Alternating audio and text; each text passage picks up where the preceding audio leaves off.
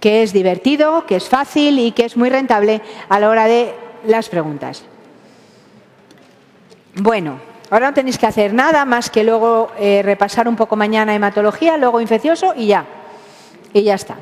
Y no se estudia nada el viernes por la tarde, ni el sábado por la mañana, ni se hacen idioteces, porque no me acuerdo de tal y resulta que cuando voy a ver tal ya no me acuerdo de cuál y cuál me llega a tal y llega a la 1 de la tarde y ya me empiezo a poner nerviosísimo y claro, cuando llegas allí, pues 8 meses a lo tonto. Una pregunta, 150 puestos. Y otra cosa, ¿qué hay que comer?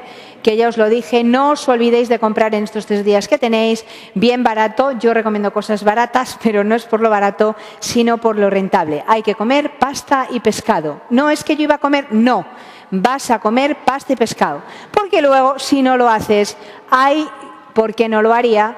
150, 2, 300, 3...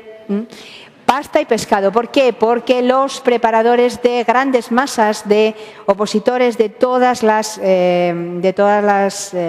oposiciones, de letras, de ciencias, de todo, dicen que la pasta es buena porque, bueno, pues a lo largo de las horas va creando glucosa y entonces, bueno, pues no te da hambre y el pescado no te sobrecarga la tripita. Y entonces, pues bueno, vas equilibrado, no te va a entrar hambre, aunque hay que llevar algo dulce, que no haga ruido. Ya sabéis, que no haga ruido en una bolsita de esas de plástico transparente, ¿sabéis de lo que os hablo? O sea que no, Y entonces, como pasta y pescado, prontito, luego ya sé dónde me voy a examinar porque ya he ido previamente dando un paseíto y ya sé dónde está la facultad y el aula y todo eso.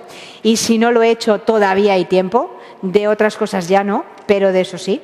Y hay que ir en el coche. Hombre, uno se pone nervioso.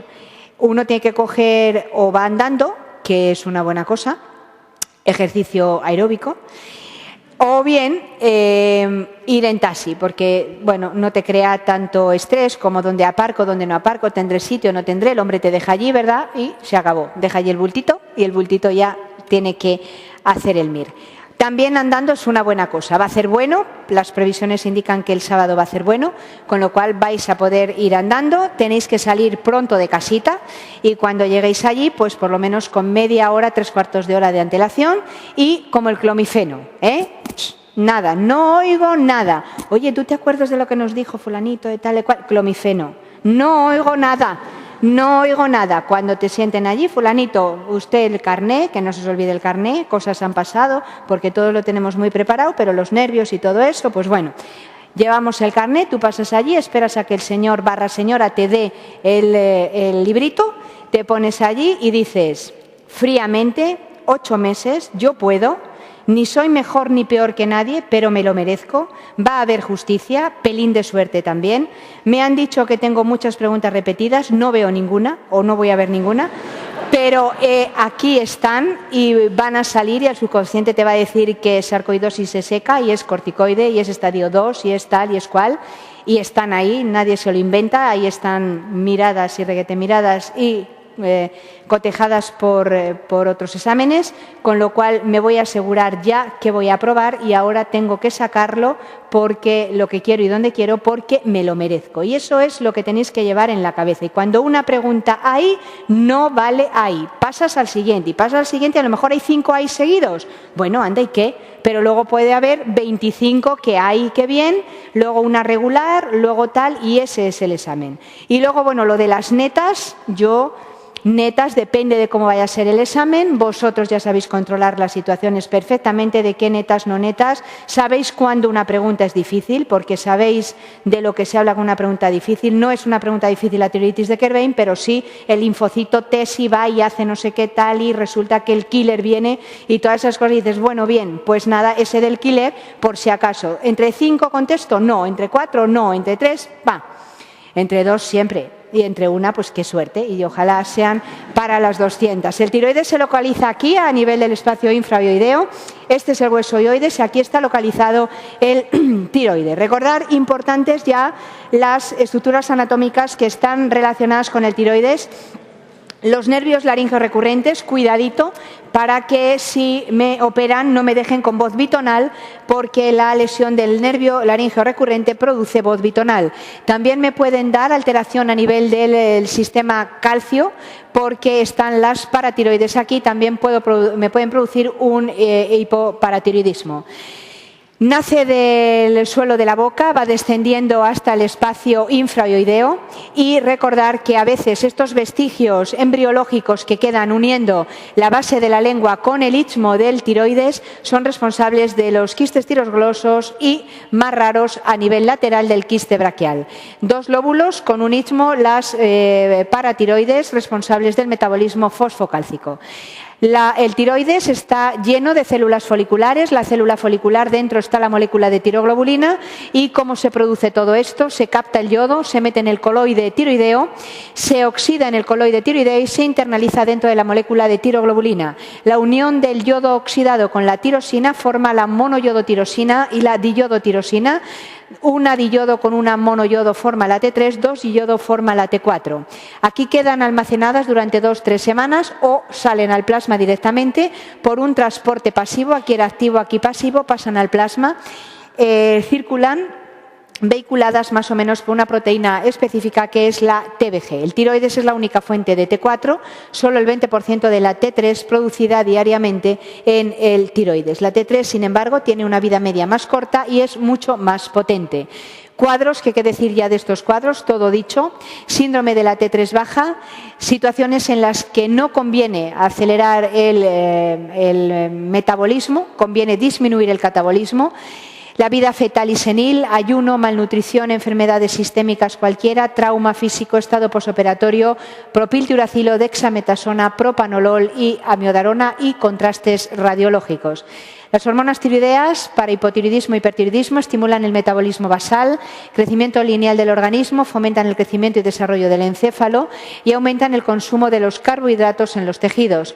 Movilizan los lípidos del tejido graso, aumentan gasto, latido y frecuencia cardíaca, aumentan la motilidad intestinal, diarrea en el hipertiroidismo, pseudoobstrucción en el hipotiroidismo, temblor de actitud e insomnio, al principio igual que en la GH aumentan la fuerza muscular, pero luego empieza a disminuir y se debilitan por el catabolismo proteico. Estimulan el catabolismo de los glucocorticoides, hormonas tiroideas se comen a los glucocorticoides y son necesarias para la correcta función sexual. ¿Cómo se regula? Hipotálamo, hipófisis, tiroides, TRH, estímulos sobre las células tirotropas de la adenohipófisis para el estímulo sobre la célula folicular, molécula de tiroglobulina, donde está la T3 y la T4 que salen al plasma y son las hormonas circulantes. Cuando disminuye la T3 y la T4 en el hipotiroidismo, se estimula la TRH hipotalámica, estimula las células tirotropas de la adenohipófisis, se libera la TSH es el cuchillo, proteólisis, cuchillo de la tiroglobulina, rompe la tiroglobulina, sale la T3 y T4 al plasma. En situación de hipertiroidismo se frena, en situación de hipotiroidismo se estimula. La autorregulación del tiroides consiste en lo siguiente: cualquier molécula, una vez que la T3 y la T4 son normales en el plasma, cualquier molécula de yodo que llega al tiroides se la va metiendo, por eso queda ahí en la molécula de tiroglobulina durante un tiempo, la va metiendo hasta un momento en el que dice ya me cansé, ya estoy llenito y ya no quiero más. Fenómeno de autorregulación. No desperdicia yodo que le vaya llegando, pero en el momento en el que está lleno ya no quiere más. Fenómeno de autorregulación, como vamos a ver ahora en las pruebas funcionales. ¿Cómo sé yo si está funcionando bien o no mi tiroides? Lo primero es saber cuánta hormona tiroidea tengo en plasma. Contabilizamos la hormona en plasma y sabemos que solo la hormona libre es la que tiene capacidad hormonal. La TBG es la proteína plasmática más específica, aunque no la única, ni la específica del todo. Y la albúmina es la de siempre, la de alta capacidad y baja afinidad. Recordar este otro cuadro donde decíamos que el aumento de la concentración de TBG o la disminución de la concentración de TBG no alteran la función tiroidea, sin embargo, aumentan o disminuyen la hormona periférica. Aumenta la concentración de TBG, las situaciones estrogénicas, hepatitis, mieloma, cualquier enfermedad de colágeno o la cirrosis biliar primaria. Clofibrato, 5-fluoracilo y tamoxifeno. Disminuye todo lo contrario, los andrógenos y todo lo que pierde proteínas. Síndrome nefrótico, proteínas por la orina, malnutrición, pierde proteínas, cirrosis hepática, acromegalia y sobre todo un fármaco, la aspirina. La captación de yodo radioactivo es una prueba que se utiliza para saber cómo tengo yo mi tiroides, porque en la cantidad que me dan a mí, la captación tiroidea normal en 24 horas varía entre el 10 y el 30% de la dosis que me han administrado. Pero lo que me interesa es esto. La captación de yodo 131 varía, cuanto menos yodo tengo, más capta. Sin embargo, en situaciones de hipertiroidismo, mucha función tiroidea, aumenta la captación de yodo 131. La captación de yodo 131 varía en relación inversa con la concentración plasmática de yoduro. Que tengo poco, cojo mucho. Que tengo mucho, cojo poco. Y en relación directa con el estado funcional del tiroides. Por eso, en el hipertiroidismo aumenta la captación de yodo radioactivo. Es una prueba radiactiva y, por lo tanto, está contraindicada durante el embarazo. Otras pruebas, gammagrafía, ecografía y la punción aspiración con aguja fina. ¿Para qué valía la prueba de reserva hipofisaria con TRH? Simplemente para confirmar que la respuesta va a ser plana en el caso de un hipertiroidismo en paciente que clínicamente tiene un hipertiroidismo con temblor, con exoftalmos, con fiebre, con palpitaciones. Sin embargo, la analítica no es compatible con hipertiroidismo. Cuando tú das TRH, lo que quieres es obtener la liberación de TSH a nivel de la hipófisis. La respuesta va a ser plana, no va a haber liberación de TSH en el paciente con un hipertiroidismo. Todo lo contrario en el hipotiroidismo primario, donde la respuesta estaría exacerbada. El bocio simple es la enfermedad más común del tiroides. Se trata de un agrandamiento de la glándula tiroides sin etiología inflamatoria por hiperfunción, por hipofunción o por procesos neoplásicos. Dos tipos, endémico y esporádico. El endémico más o menos del 5 o 7% de la población y el esporádico mucho menos frecuente, pero se debe a alteraciones en la biosíntesis o en la secreción. Para llegar a una fase de bocio multinodular, estadio final de un bocio simple, primero se hipertrofia y hiperplasia todo el tiroides, luego aparece una sustancia coloide entre los nodulitos que luego va a fibrosarse y van a quedar claramente diferenciados, bien en forma de un solo nódulo o varios nódulos, fase multinodular. El bocio simple es difuso y firme, normalmente no duele y el paciente tiene una función tiroidea normal durante toda su vida.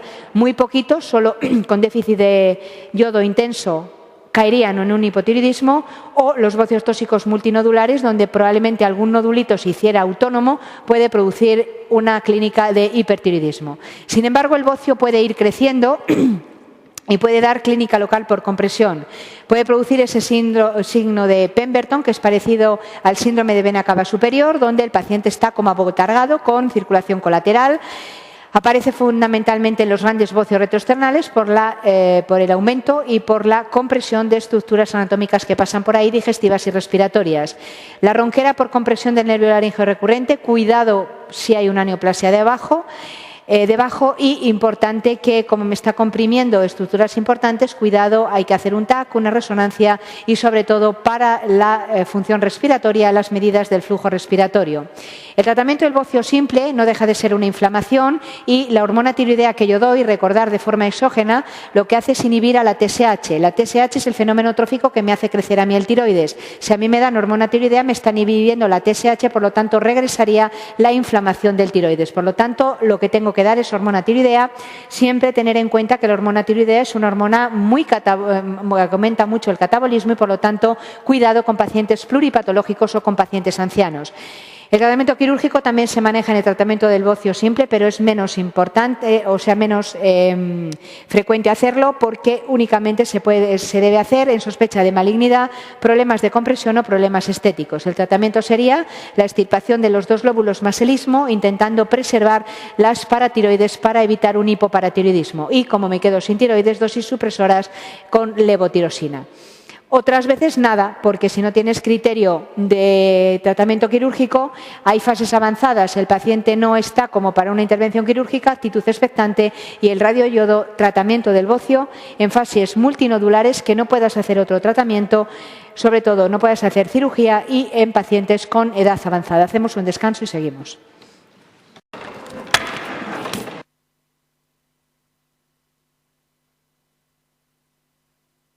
Amigos, de verdad, y el domingo más. De momento ahora está la cosa, pero luego amigos para siempre, claro que sí, vosotros y nosotros, porque vosotros y nosotros, pues bueno, no hubierais estado aquí y al revés, tampoco estaríamos ni vosotros ni nosotros, esto sobraría. Así que claro que amigos y colegas, y para lo que necesitéis, aquí vamos a seguir a vuestro lado. Hipotiroidismo, todo lo que hemos visto de las hormonas tiroideas, pues disminuido. Y el hipotiroidismo primario es la propia glándula, es la causa más frecuente de déficit de hormonas tiroideas, más frecuente en las mujeres y en general es que me han hecho una cirugía sobre el tiroides y me he quedado hipotiroidea. Eso es lo normal, a no ser unas zonas de grandes déficit de iodo. Sin embargo, en los niños el hipotiroidismo, la causa es la disgenesia tiroidea, la ectopia sublingual, es la no migración desde la base de la lengua hasta el espacio infraoideo. Esa es la causa más frecuente del hipotiroidismo en los niños.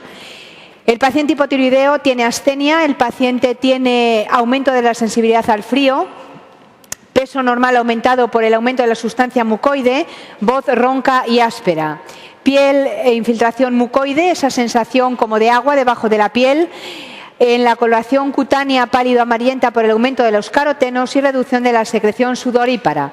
El cabello es de difícil manejo, con edema cutáneo, sensación de abotargamiento, hipotermia, piel fina, el pelo se cae, tumefacción facial, apatía mental, lentitud, somnolencia, bradisiquia.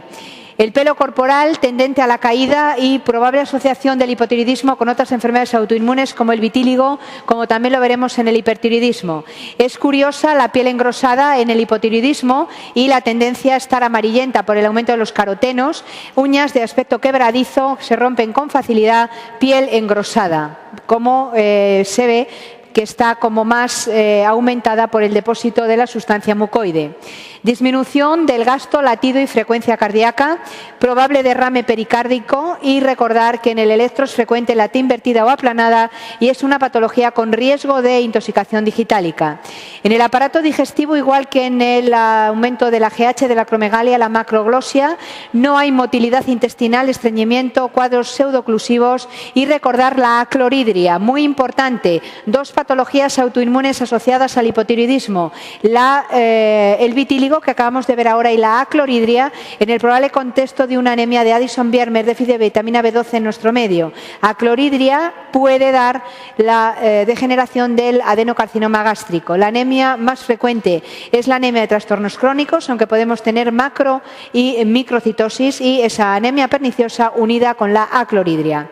Paciente lento de funciones intelectuales, alteraciones psiquiátricas, ataxia y también, igual que en el caso de la acromegalia, el síndrome del túnel carpiano por lesión del nervio mediano. Polineuropatías lentas, desmielinizantes, con aumento de enzimas, sobre todo de la CPK, igual que en la polimiositis, todo está aumentado, relajado, como el reflejo aquileo denominado majestuoso. Importante, hipotiroidismo, T3 y T4 disminuida por el retrocontrol, la TRH aumenta, con lo cual la TRH aumenta la TSH y la prolactina. Por lo tanto, puedo tener hiperprolactinemia en el contexto de un hipotiroidismo primario y también el efecto de la TRH sobre las células de la adenohipófisis pueden agrandar la silla turca, que nos preguntaron el año pasado, imagen del MIR del año pasado. No hay quien se coma al cortisol, por lo tanto, prolongación de la vida media del cortisol. Como no hay hormonas tiroideas, hay prolongación de su vida. Menorragia en las mujeres, aumento de las partículas aterogénicas del colesterol, LDL, con importantes antelasmas y santomas a nivel de los tobillos, antelasmas a nivel de los párpados. Asociación del pirofosfato cálcico dihidratado, de la condrocalcinosis, sobre todo pacientes varones mayores de 75 años. Normalmente la localización es la rodilla, como el Reiter, y el tratamiento son los antiinflamatorios. Asociación de condrocalcinosis con el hipotiroidismo. El hipotiroidismo en los niños, igual, somnolencia, ictericia, bradicardia, macroglosia, hernia umbilical y lo más grave, el hipotiroidismo que es disarmónico con el cretinismo, no desarrollo encefálico y recordar ese dato de Harrison, malformaciones cardíacas 4 veces más frecuentes que en niños sanos. El coma misoedematoso es el espectro más grave de la evolución del hipotiroidismo. Aparece aparecen ancianos, sobre todo descompensados por neumonías, por cualquier otro tipo de infección o por el frío o porque no se traten. El paciente viene en una situación de coma con datos muy graves de hipotiroidismo, fundamentalmente de hipotermia, hiponatremia dilucional, como en el caso del SIADH, hipoglucemia y graves trastornos ventilatorios. En general, acidosis metabólica. Y la mortalidad, incluso con tratamiento, si llegan pronto al hospital, está en torno al 60%.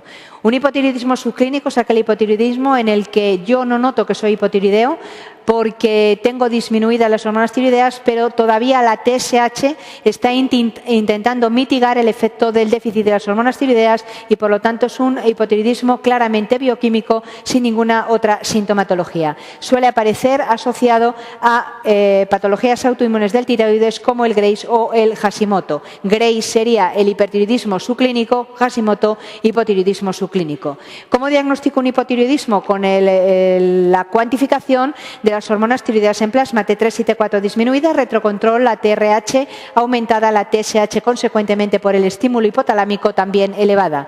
Recordar en el dato del hipotiroidismo subclínico, donde el tiroides, como es listo, dice, vale, pues si voy a tener que perder una hormona tiroidea, ¿cuál voy a perder? Pues la menos activa, que es la T4, y me voy a ir quedando con la T3. Por lo tanto, en la analítica del hipotiroidismo subclínico me voy a ir viendo que va descendiendo la hormona tiroidea, pero la T4, la T3 de momento al inicio se va a mantener normal. Tanto para el diagnóstico inicial como para el seguimiento es importantísima la determinación de la TS sérica basal. Cuando me están dando hormona tiroidea no me pueden hacer una determinación de TSH porque sería un falso positivo o negativo. Tengo que dejar el tratamiento y luego, cuando se vuelva a reestructurar mi eje en torno a 2-3 semanas, ese sería el valor mío de la TSH, no el producido por la inhibición de la hormona exógena. Y el screening neonatal, la pinchadita en el talón, la cuantificación de la TSH entre los 2 y los 7 días de vida. Un paciente que ingresa por urgencias, por una fractura de cadera, por una sepsis, por una apendicitis, por lo que sea, llega a la planta, se le hace una batería de pruebas y te encuentras que las hormonas tiroideas están tocadas. Oiga, ¿usted tiene algo, toma algo para el tiroides? No, por lo tanto es un paciente eutiroideo, era eutiroideo y seguirá siendo, porque probablemente lo ha descompensado una enfermedad del síndrome de la T3 baja, una enfermedad sistémica, un eutiroideo enfermo, está enfermo de otra causa, el paciente no tenía alteraciones del tiroides y ahora me encuentro con alteraciones a nivel de las hormonas, bien el cuadro de la TBG, bien el cuadro de la T3 baja. Y el Harrison dice que además de que tengas esa enfermedad sistémica, que te den ese contraste, que tengas el trauma físico, que seas un anciano, que seas un niño, todo lo de la T3 baja también parece que tiene influencia la liberación de las citocinas. ¿Hay que tratar al eutiroideo enfermo? No, de inicio. Hay que tratarle su enfermedad por la que ha entrado por urgencias, por lo que está hospitalizado, y luego, si eso persiste en el tiempo, claramente era un paciente que tiene alteración del tiroides que estaba infradiagnosticado. El tratamiento del hipotiroidismo de por vida, la hormona tiroidea, para normalizar la TSH, cuidado con esa hormona. Para los casos graves de evolución prolongada, individuos de edad avanzada, cualquier paciente que esté plurimedicado o que tenga mucha pluripatología, sobre todo a nivel cardio y cerebrovascular, hipertensión, insuficiencia cardíaca, cardiopatía isquémica, ictus o ACVs previos, etc. Y cuidado que también el hipotiroidismo lo habíamos visto en el contexto del panhipopituitarismo, donde podíamos tener déficit de GH, de gonadotropinas, de TSH, de ACTH. Si yo me encuentro la TSH alterada en el contexto de ese panhipopituitarismo, puede que tenga por ahí flotando el contexto suprarrenal. Si tengo el contexto suprarrenal, lo primero que tengo que hacer es paliar la suprarrenal con corticoides. El espectro más grave del hipotiroidismo, el coma mixedematoso con una alta mortalidad, y doy todo lo que puedo con muy poca eficacia. Las hormonas tiroideas, los corticoides, corrección del equilibrio ácido-base, el calentamiento externo por la gran hipotermia y, bueno, como normalmente lo descompensa una infección, antibióticos de amplio espectro. Todo lo contrario, el hipertiroidismo no es lo mismo hipertiroidismo que tirotoxicosis. Tirotoxicosis es aumento de hormonas tiroideas. Solo. Y la tirotoxicosis es aumento de hormonas tiroideas, sin embargo el hipertiroidismo es aumento de hormonas tiroideas por hiperfunción del tiroides. Hay dos grandes grupos, empezamos por el primero, los trastornos de aumento o hiperfunción con aumento de hormonas tiroideas, los trastornos derivados de un tumor hipofisario. Recordar que el más raro de todos los adenomas hipofisarios es el productor de TSH, pues ese adenoma hipofisario productor de TSH, un macroadenoma puede ser el responsable, secretor de TSH, estimula a la célula folicular del tiroides, rompe la molécula de tiroglobulina porque ese es el cuchillo y sale hormona tiroidea, situación de hiperfunción tiroidea y de tirotoxicosis. Si ya es raro que haya un tumor hipofisario secretor de TSH, si ya es raro, mucho más raro es que incluso no haya ese tumor hipofisario, sino que ese aumento de las hormonas periféricas tiroideas que por el retrocontrol inhibirían la TSH se hace insensible al aumento de las hormonas tiroideas y se perpetúa el aumento de las hormonas tiroideas porque no son capaces de frenar a la TSH. Es un cuadro familiar muy raro y la TSH solo y exclusivamente se suprime con grandísimas cantidades de hormonas tiroideas. Según Farreras, no Harrison, esto es una frase del Harrison, se suprime con niveles suprafisiológicos. Farreras dice que no hay descrito ningún caso en el mundo que con aumentos muy elevados de TSH se suprimiera, la hormona tiroidea fuera capaz de inhibir a la TSH. Sin embargo, hay fármacos que se ensayan como bromocriptina o osteótrido, de momento en experimentación, y que parece que pueden inhibir el efecto de esas, o que por lo menos estimulen a la TSH, se dé cuenta de que van las hormonas tiroideas y se frenaría la TSH. Pero de momento, que sepamos, nada.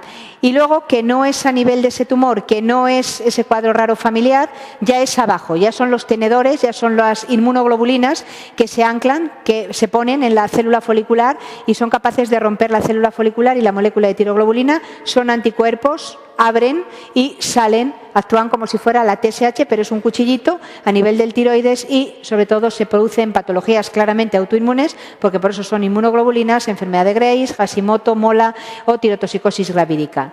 La autonomía tiroidea intrínseca, lo vamos a ver ahora, un adenoma que se hace hiperfuncionante, productor de hormonas tiroideas, o el bocio multinodular tóxico, un nódulo que se hace también funcionante y que es capaz de secretar hormonas tiroideas produciendo tirotoxicosis. Recordar un fenómeno curioso, la tirotoxicosis inducida por yodo, aparece en un paciente que es normal en cuanto a la función tiroidea, ese eutiroideo, sin embargo, porque se le da gran cantidad de yodo en la dieta o se le da un fármaco rico en yoduros o lo que sea. La cuestión es que induces un estado de aumento de hormonas tiroideas en un paciente previamente eutiroideo por grandes cantidades de yoduro, fármacos, comida, lo que sea. Esto ocurre también en zonas de déficit endémico de yodo, dando gran cantidad de yodo. Acordaros del fenómeno de la autorregulación del tiroides.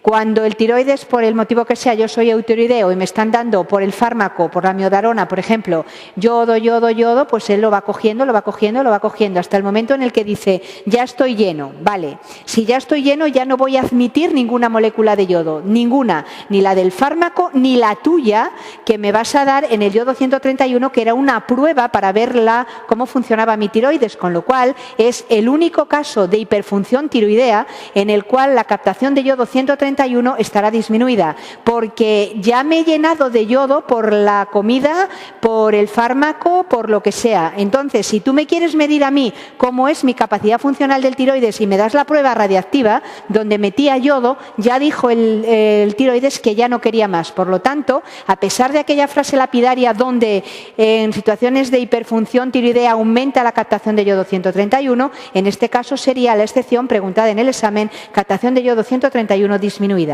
El otro gran grupo sería el aumento de hormonas tiroideas sin hiperfunción tiroidea. El prototipo serían las tiroiditis. Recordar que célula folicular, molécula de tiroglobulina, si aumenta la célula folicular, aumenta, se rompe la molécula de tiroglobulina y dentro de la molécula de tiroglobulina estaba la T3 y la T4. Por lo tanto, cuando yo tengo una inflamación del tiroides, yo tengo una tiroiditis, sale al exterior la molécula de tiroglobulina, que es la que está dentro de la célula folicular del tiroides, y lo que está dentro, que es la T3 y T4. Por lo tanto, en la tiroiditis sí hay aumento de la tiroglobulina en plasma, a diferencia de lo que ocurre en la tirotoxicosis facticia. Tirotoxicosis tirotoxicosis facticia a mí me están dando la hormona tiroidea exógena, esa hormona tiroidea me está inhibiendo a mí a la TSH. Vale, eso es otro tema, pero ¿la tiroglobulina está aumentada en la tirotoxicosis facticia? No.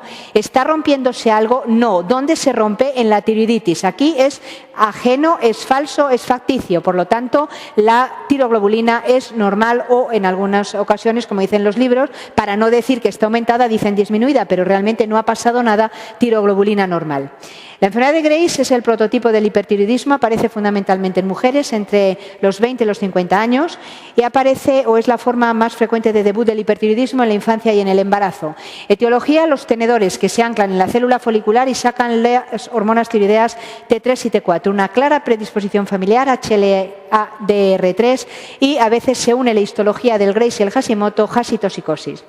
Los pilares fundamentales de la enfermedad de Grace: hipertiroidismo, bocio, oftalmopatía infiltrativa, que es patognomónica del Grace, no la no infiltrativa, y patognomónica del Grace, que normalmente va asociada a la oftalmopatía infiltrativa, el mixedema pretibial. Hipertiroidismo, lo que acabamos de ver ahora mismo, síntomas del aumento de las hormonas tiroideas y habrá más síntomas neurológicos en la gente joven y cardiovasculares y miopáticos en los ancianos. Lo normal es que el Grace no mejore del todo, pero que tampoco vaya a evolucionar a algo mucho, mucho peor. Fases más o menos de mejoría y empeoramiento, pero nunca o normalmente acaban teniendo una tiroiditis crónica, nunca acaban curando del todo.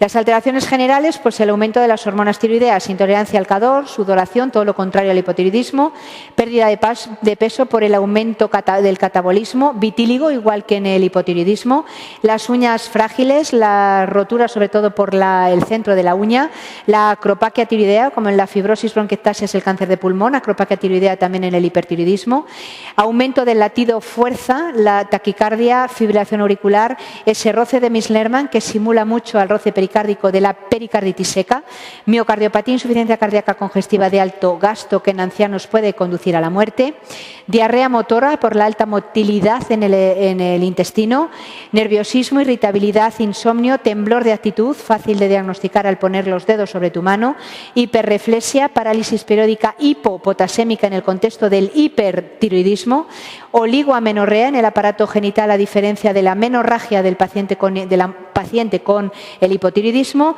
Aquí sí que hay hormonas tiroideas, por lo tanto no hay depósito de lípidos, descenso del colesterol, hipercalciuria y recordar sarcoidosis, hipertiroidismo, elevación del enzima convertidor de la angiotensina.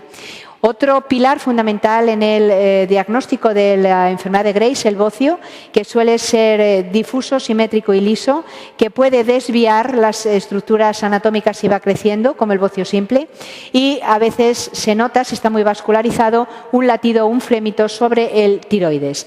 La no infiltrativa dentro de las oftalmopatías es no patognomónica, afecta por igual a ambos ojos, se puede deber a cualquier causa, incluso en pacientes eutirideos puede aparecer oftalmopatía no infiltrativa, a diferencia de la infiltrativa que es patognomónica del Grace, que puede afectar a un ojo de forma diferente a otro, específica del Grace, y se trata con un tratamiento que no tiene nada que ver con el tratamiento del hipertiroidismo, sino que se trata con inmunosupresores y con osteótrido. Patognomónico del Grace, que va prácticamente el 100% unido a la oftalmopatía infiltrativa, es el mixedema pretibial, específica la enfermedad de Grace, induración hiperpigmentada en la región pretibial, piel de naranja que pica y el tratamiento igual que el anterior, curas de corticoides y osteótrido. Igual que el coma mixedematoso en el hipotiroidismo, la crisis tirotóxica es el espectro más grave del hipertiroidismo, enfermedad de Grace, fundamentalmente por descompensaciones cardiológicas, fundamentalmente fibrilación auricular, insuficiencia cardíaca de cualquier grado, pero sobre todo la más grave de alto gasto. También a nivel del ojo, oftalmia maligna o la crisis tirotóxica, paciente ya hipertiroideo que se somete a cirugía o a yodo 131, empieza a aumentar el número de hormonas tiroideas y si ya el paciente era hipertiroideo aumentan muchísimo más y el paciente puede morir incluso de una crisis tirotóxica. El diagnóstico T3 y T4 aumentadas por el retrocontrol, la TSH va a estar disminuida y igual que en el caso del hipotiroidismo, la TSH basal es fundamental para el diagnóstico y el seguimiento del hipertiroidismo. El tratamiento fundamental del hipertiroidismo es tratamiento médico, tionamidas fundamental, que son los antitiroideos de síntesis. El más importante es el propiltiuracilo, que entraba dentro del síndrome de la T3 baja. Es el tratamiento de elección en niños, en adultos jóvenes y es para normalizar la situación en un paciente hipertiroideo antes de la cirugía o el yodo 131. El efecto secundario más grave preguntado en el examen es la granulocitosis, pero es poco frecuente, y el más frecuente y el más leve, la dermatitis atópica, dermatitis transitoria, que va bien con antihistamínicos convencionales. Como coadyuvante, porque la base fundamental son las tionamidas, pero como coadyuvante a ese tratamiento médico, el propanolol mitiga mucho los efectos de las hormonas tiroideas en forma de temblor, taquicardia, palpitaciones, y está contraindicado como beta bloqueante en el asma, en diabéticos tratados con insulina o sulfonilureas porque potencia la hipoglucemia y durante el embarazo. Recordar que en la cardiopatía no tirotóxica está contraindicado salvo si la insuficiencia cardíaca se debe a trastornos del ritmo. También coadyuvante fundamentalmente para disminuir el frémito y la vascularización, los ioduros. Por lo tanto, se puede utilizar como preparación de la cirugía. Ese es el tratamiento médico, fundamentalmente el propiltiuracilo, y el tratamiento quirúrgico, segundo escalón en el tratamiento, sería igual que el del bocio, que es una tiroidectomía subtotal bilateral, extirpación de los dos lóbulos con el istmo, teniendo cuidado de no llevarte por delante las paratiroides, sobre todo en gente joven que no van bien con el tratamiento médico o con pacientes que tienen grandes bocios retroesternales. Siempre antes de la cirugía, antes del yodo 131, al paciente hipertiroideo, que por eso es hipertiroideo, hay que normalizarlo con fármacos para evitar una crisis tirotóxica. El yodo 131 claramente contraindicado en el embarazo y el yodo 131 contraindicado en los grandes bocios retroesternales, porque aumenta mucho cuando tú das yodo 131, lo primero que hace es un efecto inflamatorio. Si ya es gordito, pues lo aumentas más de tamaño. Por lo tanto, la indicación fundamental va a ser el paciente que previamente ha tenido una cirugía sobre el tiroides, gente mayor que no se controla bien con los tratamientos anteriores o pacientes cardiópatas. Resumen, tratamiento médico, el enfermo joven, propiltiuracilo, también en el embarazo, dosis mayores de 300 en el embarazo, indicación de cirugía o buenas posibilidades de control en evolución. Pacientes algo más mayores con bocio de gran tamaño, fracaso del tratamiento médico, tratamiento quirúrgico. Pacientes con cirugía tiroidea previa, cardiópatas o edad también mayor, más elevada, tratamiento con yodo 131.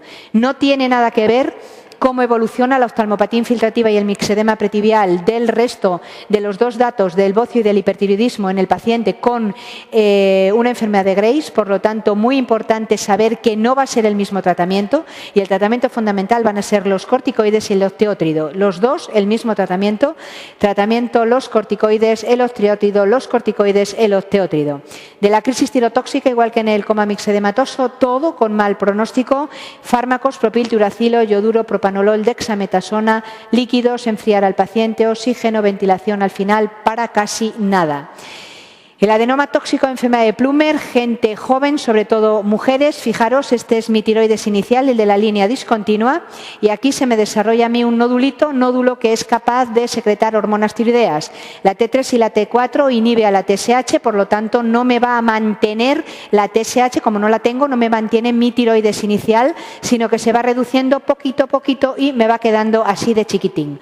Por lo tanto, es una patología curiosa que aparece fundamentalmente en mujeres que han tenido previamente un bocio simple o están en zonas endémicas de bocio simple. Un nódulo se hace autónomo, origina inhibición de la TSH y por lo tanto va disminuyendo porque no hay fenómeno trófico que haga mantener o crecer el tiroides, mi tiroides inicial.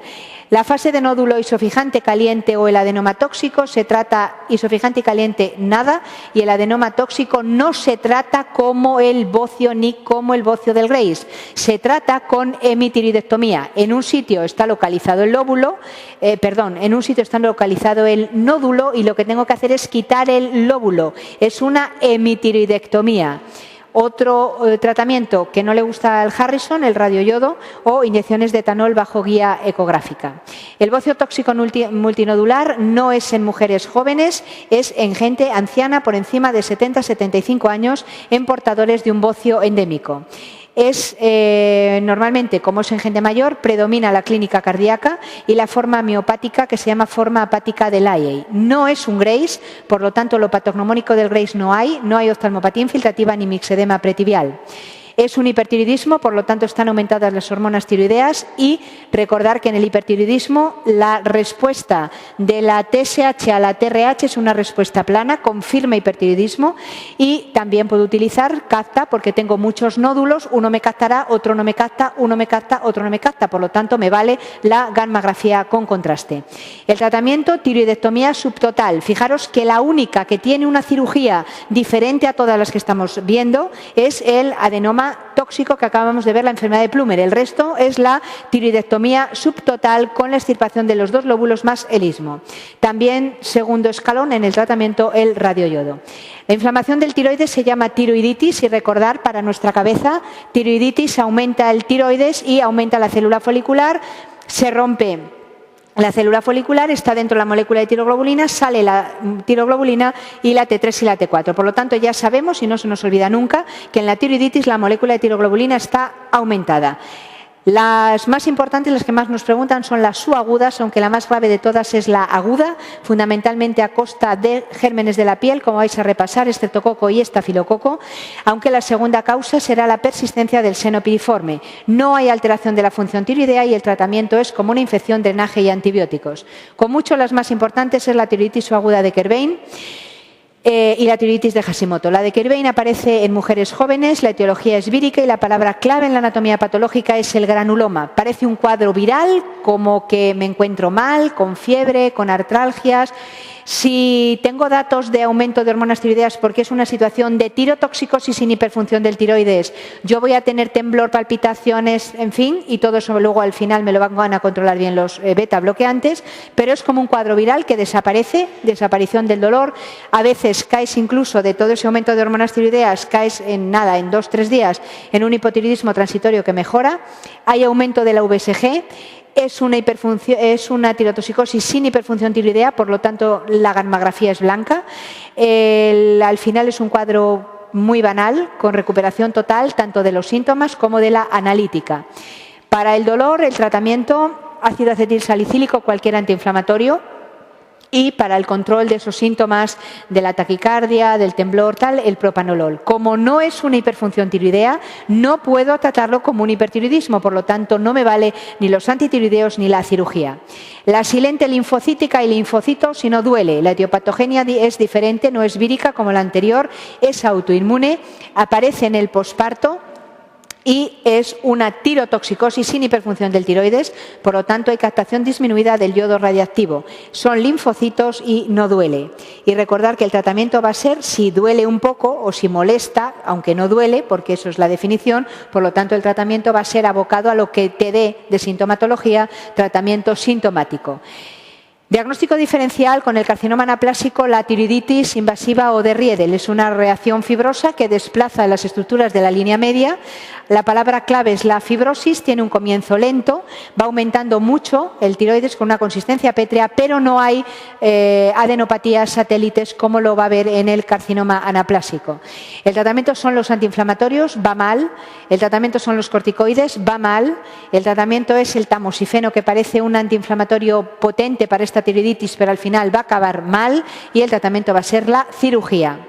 La tiroiditis de Hashimoto, datos muy importantes, aparece en gente joven, es la causa más frecuente de hipofunción de voz hipotiroideo en la infancia y en las zonas donde hay aporte adecuado de yodo.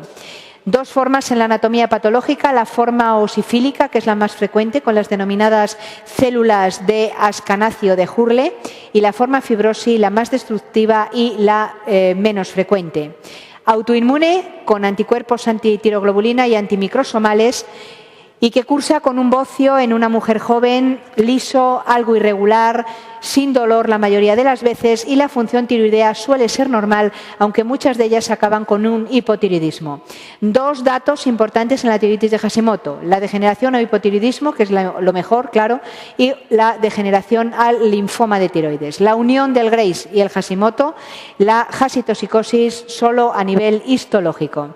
El diagnóstico es autoinmune, anticuerpos 97%, y el tratamiento, la mayoría acaban con un hipotiroidismo, y por lo tanto la mayoría de los libros dicen que hay que empezar, una vez que diagnosticas una tiroiditis de Hashimoto, con tratamiento con levotirosina. El cáncer de tiroides es la neoplasia maligna más frecuente del sistema endocrino. Recordar que en el tiroides hay células foliculares y las vecinas, que son las parafoliculares. Las que derivan de las foliculares son el papilar, el folicular y el anaplásico, los dos de mejor pronóstico y el de peor pronóstico de todos, y de las parafoliculares deriva el medular de tiroides. Eso es importante, ¿por qué? Porque la célula folicular era el cuadradito grande, la molécula de tiroglobulina era el cuadradito pequeño, y en el cuadrado grande, que era la célula folicular, ahí estaba el yodo, y el yodo se metía dentro de la célula folicular. Por eso, el yodo a dosis ablativas puede ser tratamiento de un paciente que tenga un carcinoma papilar o un carcinoma folicular. El anaplásico nada, porque es rápidamente mortal, por lo tanto no vale para nada, pero sí para el papilar y el folicular. No nos valdría para el medular, porque deriva no de la célula folicular, que es donde entraba el yodo, sino de la vecina, de la parafolicular, donde no entra el yodo. Por lo tanto, seremos más agresivos en el tratamiento quirúrgico del medular, seremos todo lo agresivo que podamos, pero con esa probable curación con la ablación con yodo 131 por el origen del papilar y del folicular, de la célula folicular del tiroides. Papilar, folicular, medular, anaplásico, con ese insular ahí por ahí flotando. Es más frecuente en los niños el papilar también, en zonas de papeo, donde hay ingesta de yodo radiactivo, o de yodo, o zonas de irradiación. Es bien diferenciado, no tiene cápsula y es multicéntrico. Dos palabras claves en la anatomía patológica: los cuerpos de Samoma y las células huérfanas de Anio, células claras. El crecimiento, por eso es el de mejor pronóstico, es lento por vía linfática, y como deriva de la misma célula se puede convertir en el de peor pronóstico, que es el carcinoma anaplásico. El diagnóstico: un nódulo tiroideo, que la primera metástasis va a ser la adenopatía cervical. Factores de mal pronóstico, igual que vamos a ver ahora en el nódulo tiroideo: edades elevadas, sexo masculino, tamaño mayor de 4 centímetros. Y recordar que el que yo tenga una afectación ganglionar asociada a mi nódulo significa probablemente que voy a tener más probabilidad de recidiva, pero si vuelvo a tener una recidiva no tengo por qué morirme más. Esa es la gran diferencia entre recurrencia y mortalidad. El diagnóstico lo hago por PAF. Todos los tumores se diagnostican por PAF, menos el folicular, que es el más diferenciado. Es un nódulo frío, por eso es maligno, y presencia de calcificaciones los cuerpos de Samoma. En el tratamiento preoperatorio, cirugía y posoperatorio, en el preoperatorio lo que tengo que dar es hormona tiroidea para frenar a la TSH, que me va inhibiendo el tejido sano y me pone más de manifiesto el tejido tumoral para poder hacer mejor la extirpación quirúrgica. Cirugía conservadora en muy poquitos casos. La cirugía es el tratamiento fundamental: tiroidectomía total o casi total, el casi total porque tengo la posibilidad de la ablación con yodo 131. Además, me va a valer la tiroglobulina, como vamos a ver ahora, que es el marcador, para ver si hay recidivas o si hay metástasis a distancia. Los tumores papilares, aunque sean de buen pronóstico, pero si tienen radiación cervical previa, le confiere peor pronóstico la radiación cervical y necesita cirugía amplia. Los carcinomas diferenciados, papilar y folicular, el tratamiento es cirugía total o casi total. Siempre miramos el compartimento central del cuello y el compartimento lateral. Si está afectado el central y el lateral, los quitamos. Si está afectado el central, lo quitamos. Si no está afectado, no lo quitamos. A diferencia del medular, que el central, si está afectado o no, siempre lo quitamos. Y el lateral, si está afectado, lo quito. Si no está afectado, no lo quito. Actividades conservadoras o actitudes conservadoras: solo los pequeñitos que no hayan estado irradiados, muy pequeños, inferior a 1-2 centímetros. El posquirúrgico, si me queda ahí un resto, puedo dar yodo 131 de dosis ablativas para acabar con el tejido residual. Para el control postquirúrgico me vale la gammagrafía y la tiroglobulina. La gammagrafía porque si hay algún tejido tumoral me lo marca, y la tiroglobulina como está dentro de la célula folicular, si hay células foliculares quiere decir que hay tejido tumoral, por lo tanto me vale para el control postquirúrgico, recidiva y metástasis. La tiroglobulina para el seguimiento del papilar y del folicular. Folicular segundo de mejor a peor pronóstico, también más frecuente en mujeres, y si el papilar es el del papeo, donde hay mucho yodo, el folicular es donde no hay yodo. Es el más diferenciado, el tejido tumoral es idéntico al tejido sano, por lo tanto no vale la PAP para el diagnóstico, es encapsulado y el de peor pronóstico se llama carcinoma de células de Hurley. Peor pronóstico porque disemina de forma inicial por vía hematógena y secundariamente a vía ganglionar. Por lo tanto, te puede aparecer un nódulo con una adenopatía, un nódulo con una metástasis a distancia, un nódulo solo, en fin. La PAF es no diagnóstica, el nódulo es frío y puede haber uno de esas metástasis, puede generar hormonas tiroideas produciendo tirotoxicosis. Tratamiento el mismo porque deriva de la misma célula, preoperatorio, cirugía más o menos grande porque luego tienes la posibilidad de la ablación con yodo 131. El marcador, igual que en el caso anterior, la tiroglobulina. Ahí existe el carcinoma insular, que ni para ti ni para mí, probablemente diferenciado, pero lo que me importa muchísimo es no fallar la pregunta por la anatomía patológica, nidos de células foliculares bien definidos en el carcinoma insular, no en el folicular. El carcinoma anaplásico también deriva de las células foliculares, por lo tanto, en teoría también tendría la posibilidad de la ablación con yodo 131, pero te mata en 3-6 meses, con lo cual no vale para nada. Altamente maligno, se parece mucho a la tiroiditis de Riedel porque invade rápidamente, pero aquí hay adenopatías satélites, consistencia pétrea, muy mal pronóstico y sí que me lo diagnostica la PAF porque el único que no diagnostica es la folicular. El carcinoma medular de tiroides es igual de frecuente en hombres que en mujeres. La mayoría es esporádico, aunque puede ir unido a las neoplasias endocrinas múltiples en formas familiares o no familiares. Las formas familiares tienen peor pronóstico que las no familiares. Deriva de las células parafoliculares, por lo tanto no tengo la opción de la ablación con yodo 131 puesto que no capta el yodo, es una célula vecinita de la folicular pero no es la folicular, y las células C parafoliculares son las que liberan calcitonina, por lo tanto el marcador del carcinoma medular es la calcitonina, no es la tiroglobulina. Metástasis más o menos 50-50, cervicales o ganglionares y a distancia. Puede aparecer nódulo con adenopatía, nódulo con metástasis a distancia, puede debutar de cualquier forma y es importante tener en cuenta que además puede haber secreción ectópica, como en el caso del feocromocitoma que vamos a ver ahora, de serotonina, ACTH, hormona estimulante de los melanocitos. La calcitonina para el diagnóstico y para el seguimiento. Es un nódulo frío, calcificaciones en las adenopatías. El tratamiento, lo más cruento que puedas, tiroidectomía total. Siempre revisar el compartimento lateral y si está afectado quitarlo, pero siempre tienes que quitar el central. Y la tiroidectomía profiláctica siempre en los familiares portadores de la mutación del protoncogen RET entre los 5 y los 7 años de edad. Acordaros de este nuevo fármaco, Vandetanib, tratamiento del carcinoma medular de tiroides metastásico en pacientes que no se pueden tratar con cirugía o que responden mal a la cirugía. Reacciones adversas más importantes, la diarrea y el exantema, la menos importante, el dolor abdominal. El marcador del carcinoma medular, la calcitonina. El linfoma tiroideo es el menos frecuente de todos los cánceres de tiroides, es más frecuente en la mujer.